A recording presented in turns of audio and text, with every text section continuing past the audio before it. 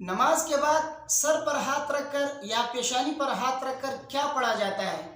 بعض لوگ یا قویو کے الفاظ پڑھتے ہیں، بعض یا حفیظ کے الفاظ پڑھتے ہیں، اور بعض یا نور کے الفاظ پڑھ کر انگلیوں پر دم کر کے آنکھوں پر پھیرتے ہیں، اور بعض مختلف دعائیں پڑھتے ہیں۔ تو اس طرح نماز کے بعد سر پر ہاتھ رکھ کر یہ دعائیں پڑھنا یہ شرعاً درست ہے، اور بعض لوگ تو اس کو مسنون سمجھتے ہیں، یعنی نماز کے بعد سر پر ہاتھ رکھ کر دعائیں پڑھنے کو سنت سمجھتے ہیں۔ تو کیا یہ شرعاً سنت ہے یا نہیں؟ تو اس ویڈیو میں آپ کے سامنے میں اس کی وضاحت کروں گا۔ آپ سے گزارش ہے کہ ویڈیو کو آخر تک دیکھیے نماز کے بعد سر پر ہاتھ رکھ کر جو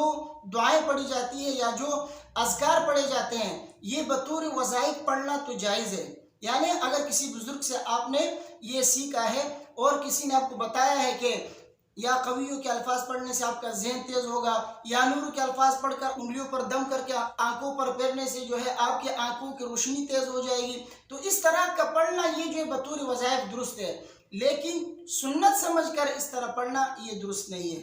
کیونکہ نماز کے بعد سر پر ہاتھ رکھ کر مختلف دعاؤں کا پڑھنا یا اذکار پڑھنا یہ سنت نہیں ہے۔ بطور وظائف تو آپ پڑھ سکتے ہیں، اگر کسی بزرگ نے آپ کو اس طرح کا وظیفہ دیا ہے تو آپ یہ وظیفہ بطور وظیفہ تو کر سکتے ہیں، لیکن سنت سمجھ کر اس طرح کرنا یہ درست نہیں ہے۔ بعض لوگوں کو یہ مسئلہ بالکل معلوم ہی نہیں ہے، وہ سمجھتے ہی نہیں ہے کہ یہ لوگ نماز کے بعد سر پر ہاتھ رکھ کر یا پیشانی پر ہاتھ رکھ کر کیا پڑھتے ہیں کیا نہیں پڑھتے ہیں۔ بعض لوگ تو اس کو سنت سمجھ کر کرتے ہیں، لہٰذا یہ سنت نہیں ہے۔ بطور وظیفہ اگر کوئی کرنا چاہے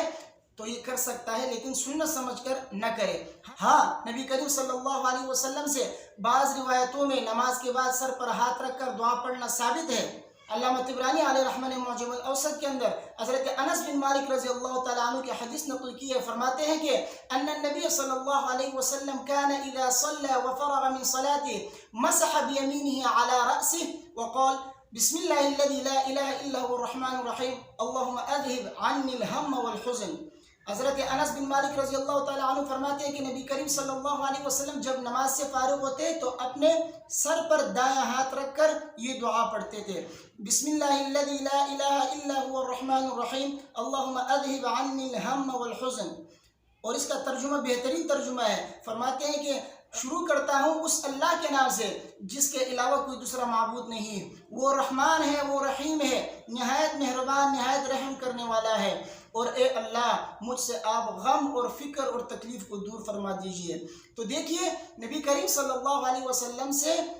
نماز کے بعد سر پر ہاتھ رکھ کر یہ دعا پڑھنا ثابت ہے، اور امام طبرانی علیہ رحمہ نے کتاب الدعا کے اندر، ان کی ایک دوسری کتاب ہے الدعا کے نام سے، تو اس کتاب کے اندر یہی حدیث حضرت انس بن مالک رضی اللہ تعالیٰ عنہ کی حدیث نقل کی ہے، اس میں مسح جبہتہ بیدہ الیمنی کا ذکر ہے، یعنی نبی کریم صلی اللہ علیہ وسلم نے اپنا دائیں ہاتھ پیشانی کے اوپر رکھا۔ تو بہرحال نبی کریم صلی اللہ علیہ وسلم سے سر پر یا پیشانی پر ہاتھ رکھ کر یہ دعا پڑھنا ثابت ہے نماز کے بعد، لہٰذا نماز کے بعد اگر کوئی سر پر ہاتھ رکھ کر اس طرح دعا پڑھے تو اس میں شرعاً کوئی حرج نہیں ہے، لیکن سنت سمجھ کر نہیں، کیونکہ جن روایتوں کے اندر نبی کریم صلی اللہ علیہ وسلم سے نماز کے بعد سر پر ہاتھ رکھ کر دعا پڑھنا منقول ہے، ان روایتوں کے اوپر علماء کرام نے کلام کیا، کیونکہ ان کی راویوں کے اوپر علماء کرام نے کلام کیا ہے، اور بعض کو تو ضعیف فرمایا ہے، تو لہٰذا یہ روایتیں ضعیف ہے، جمہور نے اس کو ضعیف فرمایا ہے۔ اس کو سنت سمجھ کر اس دعا کو پڑھنا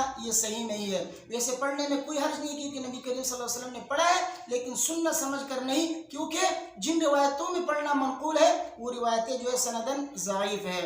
اور ضعیف حدیث پر عمل کرنا ہے تو ضعیف حدیث پر عمل کرنے کی شرائط میں سے ایک شرط یہ ہے کہ اس کو سنت سمجھ کر نہ کرے، سنت کا عقیدہ نہیں رکھا جائے گا، بغیر سنت سمجھے